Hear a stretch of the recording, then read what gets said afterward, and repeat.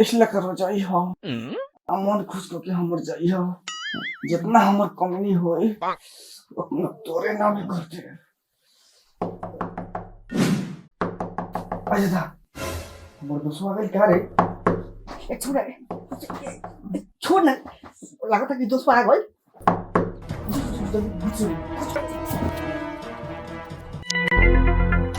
कारे काहे इतना लेट का गेट खोल ले कहा ना कि हमार थोड़ा आंख लागल रहा आकि काम करे न गिरले आज गेल नु रली है सबेरे ही छुट्टी हो गेले अच्छा हट होने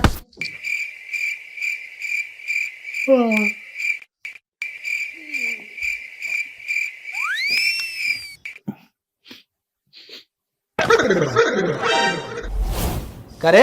ई का रे हमरा से पूछे दे रे तोरा बेट बाबा तुम जान ई कहा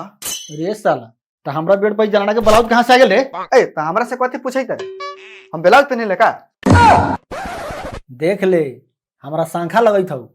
तू रूम में लड़की जा रहले का रे न रे हम तोहर कसम खा कहि गई रूम में लड़की लेके ना रहली ए हट साला हम ही बलाई बड़ी का जे हमो कसम खाई दे रे तू हां तो हम लड़की ले कम तो तू मर जाबे चुप साला अभी ले बोलते बारे हमरा ई बात समझ में नहीं किया भाई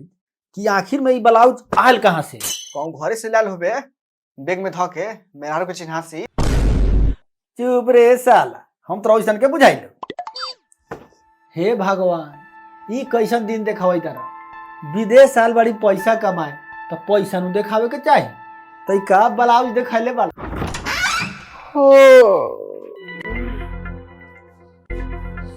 कथी भेलै रे काहे मुंह सुटका के बैठा बाड़े अच्छा आ गेले हेने बैठ बोल का बात बा दिन में तू रूम में आ रहले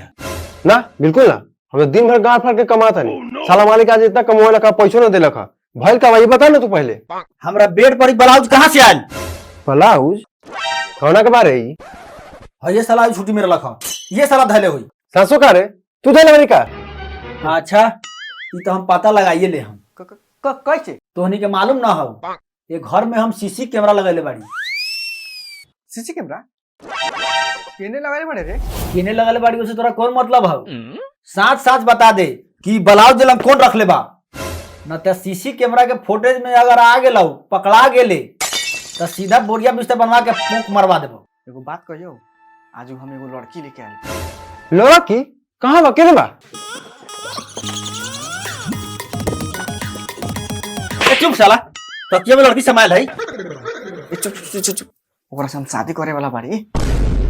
है देखै त रे एगो तो लड़की लेके आइल बा कहां तो के हेनाल भेनाल और ओकरे से शादी करी साल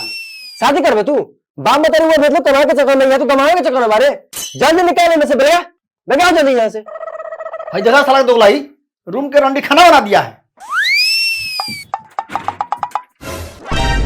अरे साला ये तो सौसे जनाना लेके घुसवा लगा रे साला यहाँ हमने के काम करत करत गाड़ फटता ई साला घर में घुस के मजा काटता साला भाग तोरा रख रूम में साला रूम के होटल समझ रहा